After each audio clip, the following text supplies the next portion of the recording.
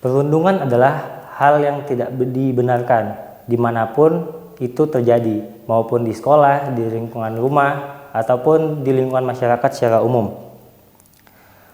Pemerintah berpendapat perundungan tidak mendapatkan perhatian dari publik maupun pihak kepolisian. Nyatanya itu tidak benar, karena nyatanya baru-baru ini terjadi perundungan di daerah Sulawesi di mana siswa SMP atau MTS sampai meninggal dunia. Itu membuktikan bahwa perundungan juga mendapatkan tempat di mana tidak hanya kasus pelecehan atau perampokan, perundungan juga memiliki tempat untuk menunjukkan bahwa untuk memviralkan bahwa perundungan itu terjadi di mana-mana.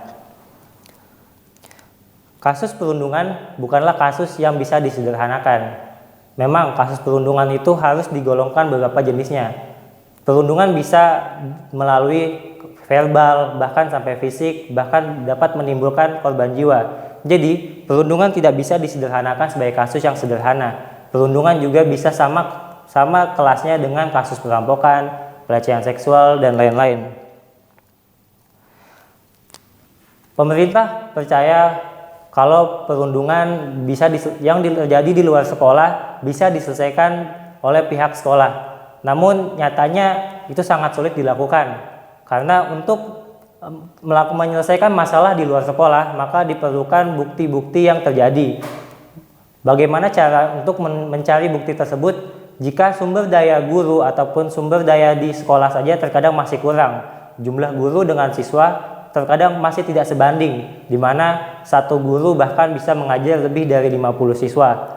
Hal tersebut sangat sulit dilakukan. Sedangkan untuk kasus perundungan yang masuk ke dalam bahkan sampai ke kasus kepolisian atau diurus di polisi, tidak selamanya diberikan cap buruk oleh masyarakat, karena lambat laut kasus tersebut akan mulai dilupakan dan sang tersangka juga tidak mungkin selamanya seumur hidupnya akan diberikan cap buruk. Apalagi kalau dia melakukan hal tersebut di bawah umur 18 tahun, yang artinya dia masih dapat dibina lagi ke depannya. Jadi tidak selamanya orang yang melakukan kejahatan atau melakukan perundungan di umur 18 tahun akan dicap buruk seumur hidupnya. Argumen pertama adalah perundungan merupakan tanggung jawab bersama dan bisa saja terjadi di luar maupun di dalam sekolah. Sekolah tetap dapat menjalankan fungsinya sebagaimana mestinya. Jika perundungan itu terjadi di lingkungan sekolah, maka sekolah berhak untuk menyelesaikannya. Dan bagaimana jika perundungan itu terjadi di luar lingkungan sekolah? Tidak mungkin sekolah terus bisa memantau siswanya yang berada di luar sekolah. Bisa saja perundungan itu terjadi di lingkungan tempat tinggalnya, di lingkungan tempat dia belajar di luar sekolah, misalnya di lingkungan dia belajar bela diri atau belajar olahraga lain, bisa saja terjadi perundungan di tempat tersebut. Lalu bagaimana untuk menyelesaikan perundungan yang terjadi di luar sekolah? Untuk perundungan yang terjadi di luar sekolah bisa diselesaikan tergantung di mana tempat itu terjadi.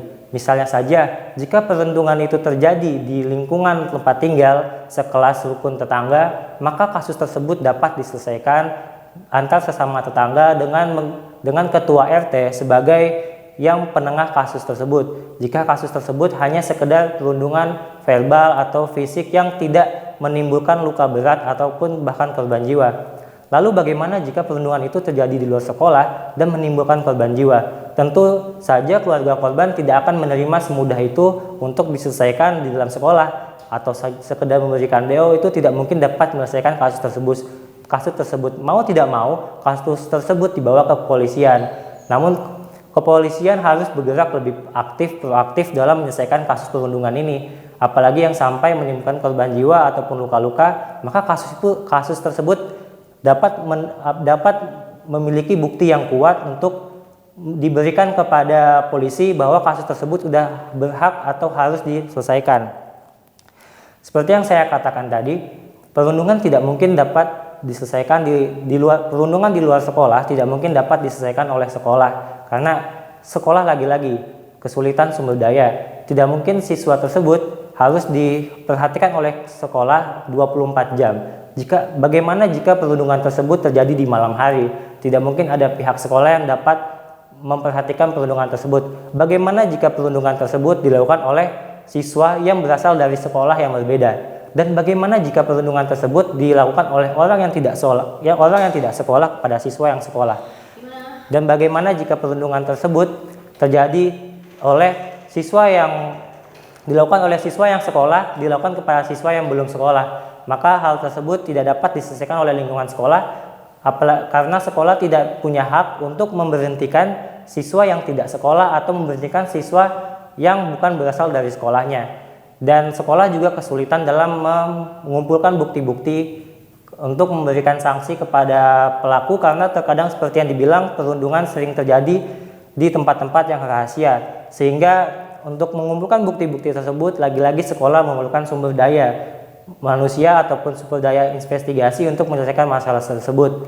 Maka seperti yang saya katakan, argumen saya adalah perundungan yang terjadi di luar sekolah diselesaikan tergantung di mana tempatnya terjadi.